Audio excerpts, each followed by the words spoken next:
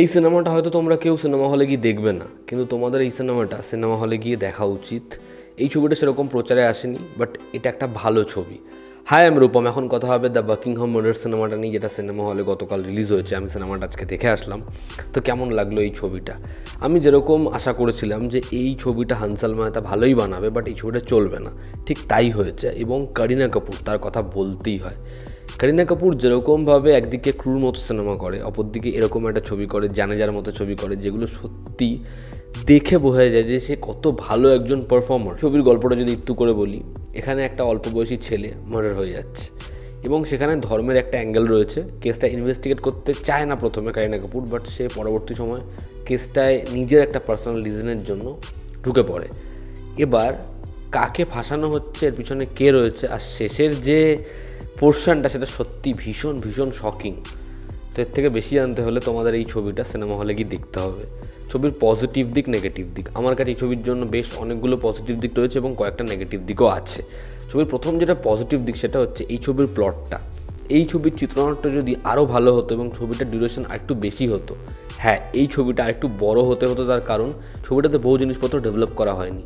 সেটা যদি হয়ে যেত না, এই ছবিটা ভীষণ ভীষণ ভালো হতো। ছবির দ্বিতীয় পজিটিভ দিক হচ্ছে এই ছবিতে পারফরমেন্স। ছবিতে করিনা কাপুর জাস্ট ফাটিয়ে কাজ করেছে। তাকে দারুণ লাগে, তার যেরকম সাটল অভিনয়, তার চোখ যেরকমভাবে কথা বলে, প্রথম থেকে আমাদের মনে হয় এই চরিত্রটা ভীষণ পাজলড। এবং এই চরিত্রটা যত গল্প এগোয়, তবে কেসটাকে পার্সোনাল নিয়ে নেয়, সেটা আমরা রিয়েলাইজ করি। করিনা কাপুর দারুণ কাজ করেছে। সাপোর্টিং কাজটা যারা ছিল প্রত্যেকে নিজের জায়গায় ঠিকঠাক, স্ট্রিক্টলি ঠিকঠাক কাজ করেছে। তবে Ranbir kiss line pay a Gaye up, তবুও সে ভালো কাজ করেছে, তাকে আমাদের ভীষণ ভালো লাগে। ছবির থার্ড পজিটিভ দিক হচ্ছে হানসাল মেহতার এরকম একটা সাটল ট্রিটমেন্ট। আমরা আশাই করি না এই ছবিটার এন্ডে এত কিছু হবে। ছবিটার ফার্স্ট হাফ ঠিক আছে, একটু ইন্ট্রিগিং ভাইবস দেয়, বাট ছবিটা যে এতটা লেভেল আপ হবে সেকেন্ড হাফে আমরা রিয়েলাইজই করি না। ছবির মেকিং খুব সাদামাটা, যেরকম হানসাল মেহতার ছবি হয়ে থাকে। অপ্রয়োজনীয় পিওভি শট বা অপ্রয়োজনীয় হোয়াইট শট আমরা এখানে দেখতে পাই না। ছবির মধ্যে ব্যাকগ্রাউন্ড স্কোরকেও ঠিক সেরকমভাবেই ট্রিট করা হয়েছে, খুব সামান্য জায়গাতেই সেটা বাজছে, এবং যেখানে সেটার ব্যবহার করা হয়নি সেই জায়গাগুলো আমাদের খুব একটা অসুবিধা হয় না।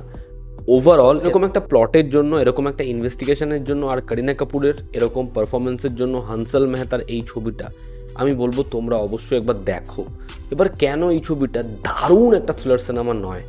ছবির প্রথম নেগেটিভ দিক হচ্ছে এই ছবিটা একটু স্লো, এবং স্লো পেস থ্রিলার আমার ভালো লাগে, কিন্তু যদি সেটা গল্পভিত্তিক হয় বা খুব চরিত্র স্ট্রং থাকে তাহলেই সেটা ভালো হবে। এই ছবির ফার্স্ট হাফে আমাদের সেটা ফিল হয় না, এবং বহু জায়গায় আমাদের লুপ ব্রেক হয়। আমাদের মনে হয় ছবিটা কখনোই খুব ব্যাপক কিছু আমাদের ডেলিভার করতে পারবে না, যেটা ছবিটা কিন্তু আমাদের লিটারালি ফিল করায় ছবির গোটা ফার্স্ট হাফ ধরে। সেকেন্ড হাফে ছবিটা ভীষণ জাম্প নেয় সেটা কিন্তু নয়, সেকেন্ড হাফেও সেটা সেরকমভাবেই যায়, সেটা শেষের 30-40 মিনিটে খুব ভালো হয়ে যায় আর কি। তা ছবির চিত্রনাট্যের মধ্যে ডেফিনেটলি সমস্যা আছে। সেকেন্ড হচ্ছে এই ছবিতে এতগুলো ক্যারেক্টার এত জিনিসপত্র করছে এবং শেষে এরকম ধরনের জিনিসপত্র হয়, সেগুলো বিশ্বাসযোগ্য করার জন্য প্রথমেই না আমাদের অনেকগুলো হিন্ট দিয়ে দেওয়া উচিত ছিল, যেগুলো আমাদের চোখের সামনে ভাসবে কিন্তু আমরা খুব একটা গুরুত্ব দেবো না। রিসেন্টলি যেমন একটা ছবি আমরা দেখলাম আটাম বলে, যেটা 2024-এর আমার মনে হয় one of the best film, বা গোলাম। সেখানে কিন্তু আমাদের চোখের সামনে সব কিছু খুলে রেখে দেওয়া হয়েছে, কিন্তু আমরা সেগুলো দেখিনি, লক্ষ্যই করিনি। তারপর যখন টুইস্টটা আসছে ব্যাপকভাবে ওয়ার্ক করছে। এই ছবিটার ক্ষেত্রে সেটা ওরকমভাবে হয় না। ফলে ছবির মধ্যে যখন একটা ক্যারেক্টার পরবর্তী সময় এমন কিছু করছে, আমাদের সেটা খুবই সারফেস লেভেলে মনে হয়। ছবিতে একের সাথে দুইয়ের সমস্যা, সেখানে 3 নম্বর একটা ক্যারেক্টার, সে একের জন্য কি করতে পারে, এরকম অনেক দিকপত্র রয়েছে। এখানে বিজনেসের একটা দিক রয়েছে, ধর্মের একটা দিক রয়েছে, সেখানে এই যে ড্রাগসের একটা দিক রয়েছে, হুড় পার করে সেই সিনগুলো আসছে, কিন্তু সেটার মধ্যে ডিটেলিং নেই। মানে সেটা হলো, সেটা হওয়ার একটা কারণ যে আছে, এটা তোমাদের মনে হবে না যেন গল্পটা এগিয়ে যাচ্ছে তো এগিয়ে যাচ্ছে। ছবিতে করিনা কাপুরের যে পার্সোনাল ক্রাইসিসটা রাখা হয়েছে, বা তার একজন কলিগের সাথে তার যে দ্বন্দ্বটা রাখা হয়েছে, সেই দিকগুলোকেও, সেই ক্ল্যাশগুলোকেও ক্ল্যারিফাই করা হয়নি বা স্পেস দেওয়া হয়নি। স্পেসের কমতি গোটা ছবিতে প্রত্যেকটা চরিত্র সেটাই ভুগেছে। ওভারঅল এই ছবিটা একটা বেশ ভালো থ্রিলার। তোমরা এই সিনেমাটা দেখো, আশা করি তোমাদের ভালো লাগবে। তো এই ছিল আমার রিভিউ এই ছবিটা নিয়ে। তোমরা যারা দেখেছো তোমাদের কি রিয়াকশান জানিও, জানো তো আমাদের পাশে আছে। আবার দেখা হচ্ছে, টেক কেয়ার। আমরা এবার দেখতে যাব তুমবার। সেই ছবিটা রিলিজ হয়েছে তোমরা জানো, তারপর তুমবার নিয়ে আলোচনা হবে।